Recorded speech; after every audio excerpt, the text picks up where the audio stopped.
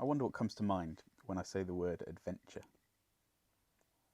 Do you like adventures? What feelings does it make you feel? If I told you that we were going on an adventure, would you be more excited or scared? When Jesus was walking on earth, he called people to follow him and to join him on an adventure. They were, and the people who choose to follow him still, are called disciples. And Jesus' disciples follow him everywhere.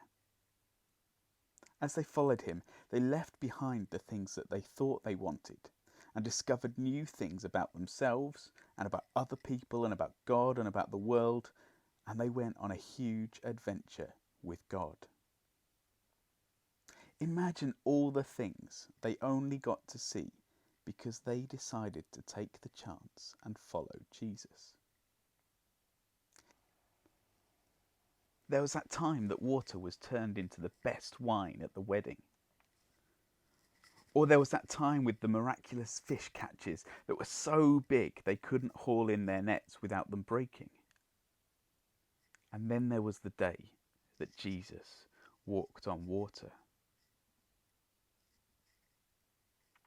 There were those people who were blind, who'd never seen, who were suddenly able to see.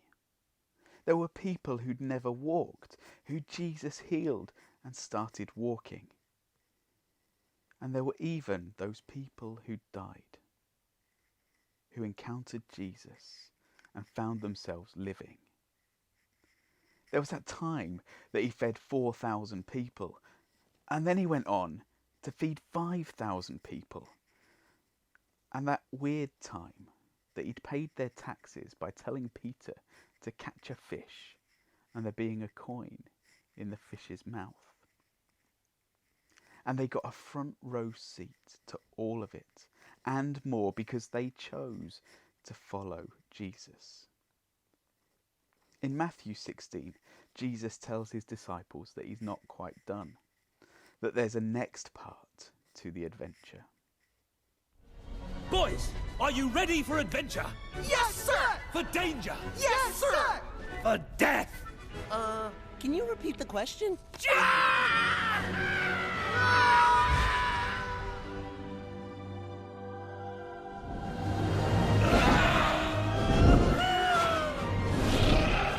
That's right!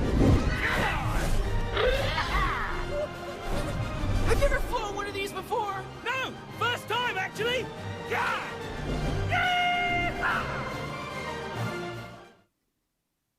So Jesus said, boys, are you ready for adventure, for danger, for death? Oh no, hang on. That wasn't Jesus. That was Buck. Buck said, boys, are you ready for adventure? And they say, yes, sir. For danger, yes, sir. For death, Jesus wasn't quite as aggressive as Buck and didn't throw the disciples off a cliff to ride on a pterosaur, but he did tell them that what was next was going to be dangerous and would involve Jesus losing his life. What Jesus actually said was, if people want to follow me, they must give up the things they want. They must be willing even to give up their lives to follow me. Those who want to save their lives will give up true life, and those who give up their lives for me will have true life. Jesus told his disciples that they were welcome to follow him, but that it wasn't going to be easy. And in fact, it meant that they were going to have to take a huge risk for themselves, giving up the things they thought were important, the things they valued most, even their expectations on what life was all about, in order to follow him. But whilst Jesus makes it sound dangerous and difficult, he also says there's going to be something to be gained from giving it all up and going on the adventure. Do you remember what the last line said? Jesus said, those who give up their lives for me will have true life.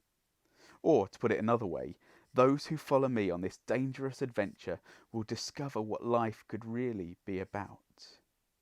Or another way still, this won't be easy, but let me show you how to really live. That sort of invitation is a key part of so many stories that we read or watch, where the hero or heroine is happy doing their own thing in their own little world and think they know what life is. And then they get invited into an adventure to be part of something bigger. And when they accept the quest and choose to give up their comfort and their security, the things they think make them happy, they discover that the world is bigger. There are people to meet, experiences to be had, and more life to be lived. The film Abominable is about 3 young people who give up their comfort and the things they think they want to help Everest, an abominable snowman, get back home. As they go on their adventure, they discover that they gain so much more than they gave up, and they realise they have entered into a beautiful life.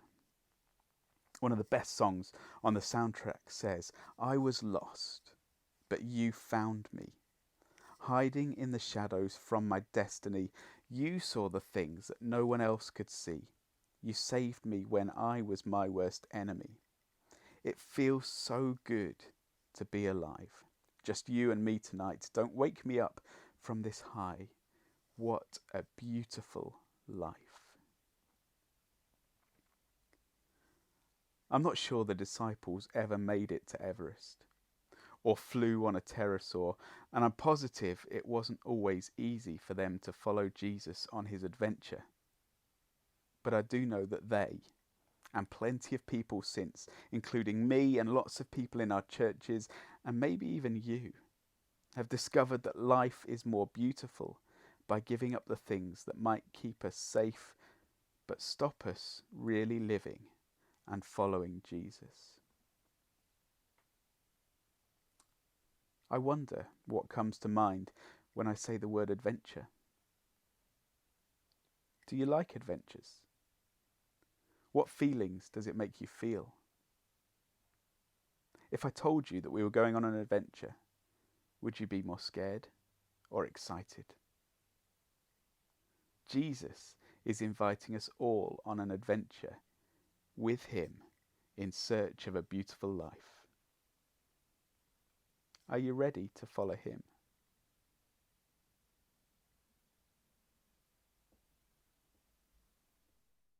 I was lost, but you found me.